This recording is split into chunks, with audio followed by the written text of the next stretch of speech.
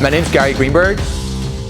I actually work in film and TV, and my title would be a precision driver. There's many areas. It's to do with mostly action, anything to do with movement, and I deal in mostly motorcycles, cars, ground-based vehicles, and some water-based vehicles as well.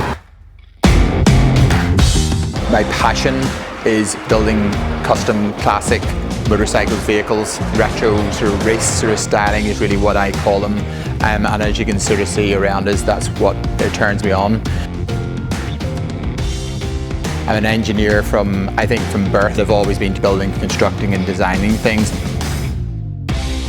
The connection between the film TV area is that in the film TV I build vehicles also, stunt vehicles, safety systems and so on.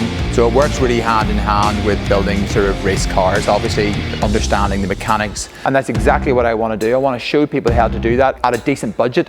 We're talking thousands of pounds to actually build a competitive race car using, as I say, off-the-shelf parts from Autodoc. That's it.